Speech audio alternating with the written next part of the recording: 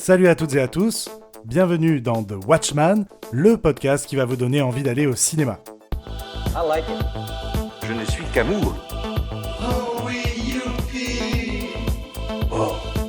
Je suis Kevin Robert, votre guide des salles obscures, et aujourd'hui, je vous parle de Bac Nord.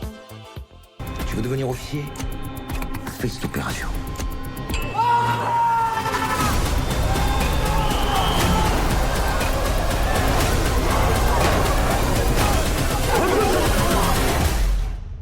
Bac Nord, donc, du réalisateur marseillais Cédric Jiménez. Ce film a fait sensation à Cannes, en hors compétition. Il faut savoir qu'il a beaucoup fait parler de lui, parfois en mal. On y reviendra un petit peu plus tard, je vous expliquerai pourquoi. Il raconte le quotidien épuisant de 3 flics de la Bac Nord de Marseille qui doivent parfois franchir la ligne jaune pour faire du chiffre, puisque leur hiérarchie leur demande de faire du chiffre. Et c'est ce qu'on voit directement dans la première scène, une scène de course-poursuite très forte, avec une tension vraiment palpable. La caméra se situe dans la voiture, au milieu de ces flics, et on sent que le danger peut survenir de partout. Ils poursuivent donc 2 jeunes sans casque sur un scooter, qu'ils n'arriveront malheureusement pas à attraper, et cela pourrait s'apparenter un peu au quotidien de certains policiers de Marseille. Et pour ne pas rentrer les mains vides, ils vont s'arranger pour faire tomber un dealer de cité avec le scooter volé, et répondre aux attentes de chiffres de la hiérarchie.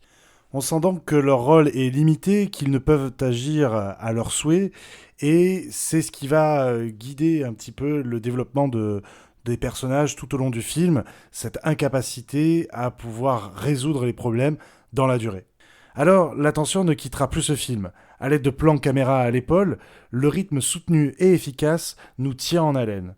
Jusqu'à une scène pivot, une scène clé qui est l'assaut de la cité par les forces de police. Cette scène qui dure près de 20 minutes est filmée comme une scène de guerre, avec des mouvements de caméra très bien chorégraphiés.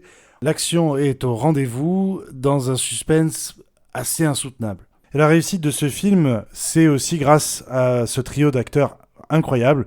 Gilles Lelouch en chef de rang, dans le rôle de Greg, ce flic approche de la cinquantaine, un peu bourru, qui se pose vraiment la question de pourquoi il se fait ce métier, à quoi il sert, avec une mention spéciale pour la scène d'interrogatoire, qui est vraiment la meilleure scène d'acting que j'ai vue depuis bien longtemps.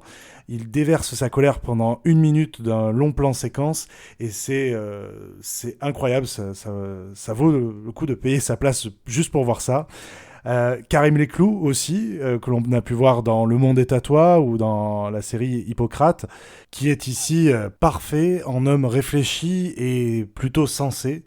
Et on retrouve aussi le petit chouchou du cinéma français de ces dernières années, à savoir François Civil, qui vraiment monte en flèche avec des films comme Le Chant du Loup, Ce qui nous lie de Clapiche, De moi aussi. Il est ici impeccable, même si son accent marseillais peut faillir quelquefois. Il est très bon dans le rôle de ce jeune un peu débile, qui fait bien rire parfois, tout aussi tendre et surtout très impliqué dans ce qu'il fait. Et les 3 acteurs font preuve de justesse dans ces rôles où ils sont à la fois cow-boy et bandits.